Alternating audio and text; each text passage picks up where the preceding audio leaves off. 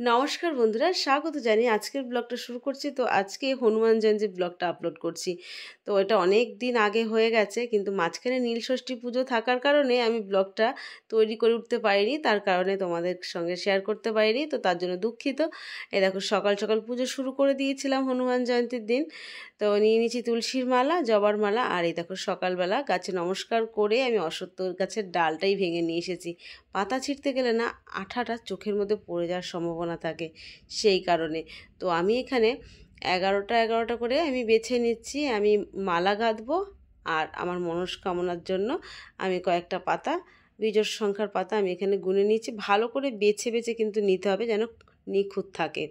তো আমি একটা জলচৌকি নিয়েছি, সেখানে আমি গঙ্গার জলের স্প্রে করে দিয়েছি। আমি স্প্রে বোতলের মধ্যে গঙ্গার জল রাখি। একটা লাল কাপড় পেতেছি, আর বজরংবলীকে ভালো করে আমি আতর আর গঙ্গার জল দিয়ে কিন্তু মুছিয়ে নিলাম। আর এই জলচৌকিটা আমি এখন পুজো দিয়ে নেব। কিছুটা আতপ চাল নিয়ে নিয়েছি, আর নিয়ে নিলাম ফুল দিয়ে এখানে পুজো করে নিয়েছি। আগেই তো আমি গঙ্গার জলটা ছিটা দিয়ে নিয়েছিলাম। তো আসনটা শুদ্ধি করে নিয়ে বজরংবলীকে বসিয়ে দিলাম। তো অনেকেই মা বোনেরা বজরংবলীকে পুজো করতে সাহস পাও না। আমি কিন্তু গত 4 বছর ধরে পুজো করে যাচ্ছি। তো আমি অনেক শুনে দেখে বুঝে তবেই কিন্তু আমি পুজো পাঠ করছি। আর বজরংবলীকে ভাই রূপে আমি পুজো পাঠ করি। আমি রাখির সময় আমি বজরংবলীকে আমি রাখি পরাই। ভাই বা পিতা রূপে কিন্তু পূজা করা যায়।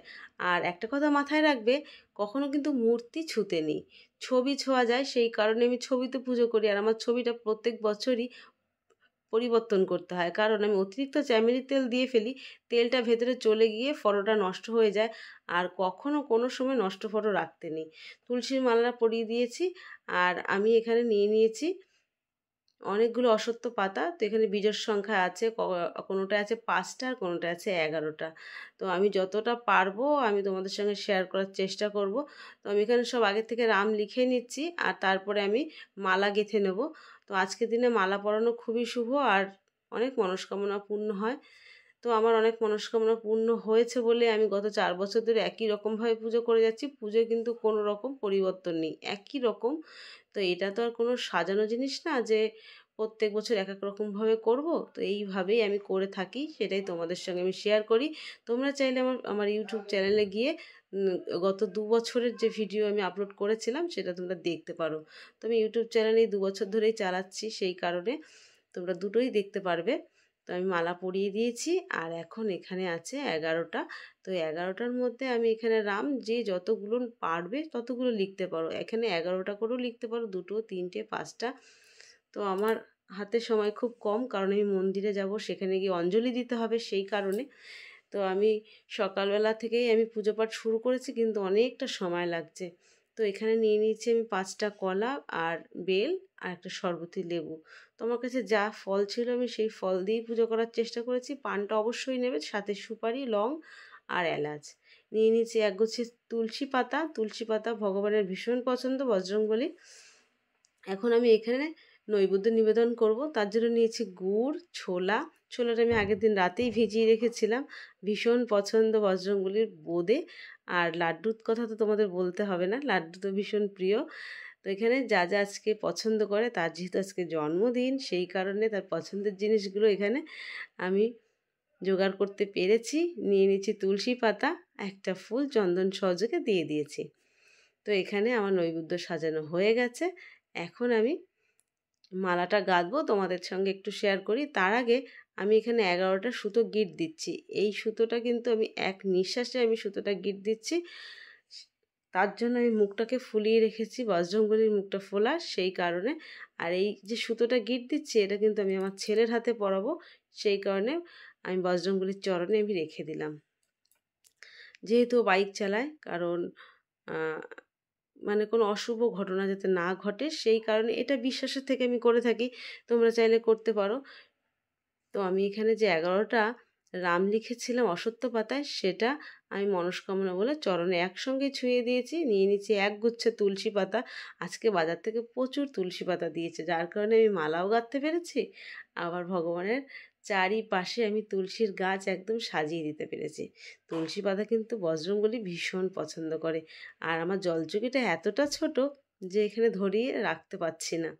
নিয়ে নিলাম ফুল। এখানে কিন্তু আমি 11 বার বজরংবলীর যে মন্ত্রটা সেটা পাঠ করে আমি চরণে দিয়ে দিয়েছি। তো নিচে আমি পুজো করছি, আর এইটুকু জায়গার মধ্যে কিন্তু বজরংবলী থাকে, সেটা তোমাদের দেখিয়ে দিলাম। আর এখানে বজরংবলীর পুজো করছি। আগেই কিন্তু আমি উপরের সমস্ত ঠাকুরের গোছগাছ সেরে নিয়েছিলাম, নাহলে খুব অসুবিধা হয়ে যেত। তো এখন আমি ধূপদীপটা জ্বালিয়ে দিচ্ছি। আগে একবার জ্বালিয়েছিলাম, সেই শুরুর থেকে প্রদীপের মুখটা একটু পরিষ্কার করে নিয়ে আবার জ্বালিয়ে দিয়েছি।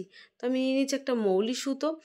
এই সুতোটা তোমরা পুজো করে নিতে পারো, যে যখন বা যারা রাস্তায় বেরোয় তাদের হাতে কিন্তু পরিয়ে দিতে পারো, তোমরা নিজেরাও পরতে পারো। নিয়ে নিচ্ছি একটা পদ্ম ফুল। তো পদ্ম ফুলটাকে ভালো করে আমি এইভাবে খুলে নিয়েছি। তোমরা কিন্তু এরকম মুখের গোড়ায় চাপ দিলে পরে সুন্দরভাবে পদ্ম ফুলটা ছাড়িয়ে যাবে। তো এটাও আমি মনস্কামনা বলে বজরংবলীর চরণে আমি দিয়ে দিলাম। আমি এখন দিয়ে দেবো দক্ষিণা। দক্ষিণা ছাড়া কিন্তু পুজো একদম অসম্পূর্ণ। কিছুদিন আগে আমি রামনবমীর যে ব্লগটা তোমাদের সঙ্গে শেয়ার করেছিলাম, তখন কিন্তু আমি পতাকাটা পুজো করে নিয়েছিলাম বলে আজকে আর কোনো পতাকা পুজো করছি না। তবুও একটা বজরংবলীর পাশে আমি পতাকা রেখেছি, দেখতেই পাচ্ছ। তো আমি এখন আরতি করে নেবো। আমার পুজো পাঠ গোছগাছ সম্পূর্ণ হয়েছে, আর এখন আমি আরতি করে নিচ্ছি। जय हनुमान ज्ञान गुण सागर, जय कपीस तिहु लोक उजागर, रामदूत अतुलित बल धामा, अंजनी पुत्र। আমি যখনই ঘরে কোনো বিশেষ পুজো করে থাকি, এই টিপসটা তোমাদের সঙ্গে অবশ্যই আমি শেয়ার করি। তো আমি নিয়ে নিয়েছি দুটো লং। এটা আমি ভগবানের চরণে স্পর্শ করিয়ে নেবো, করে নিজের মনস্কামনা বলে আমি এই লংটা কর্পূরের সাথে জ্বালিয়ে দেবো।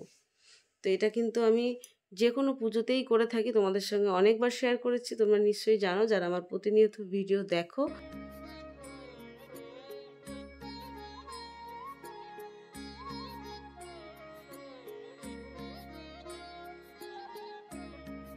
আজকে আমার বজরংবলীর জন্মদিন, কিন্তু জন্মদিন উপলক্ষে আমি কিছুই দিতে পারলাম না, তো একটা রাখি দিয়েছি।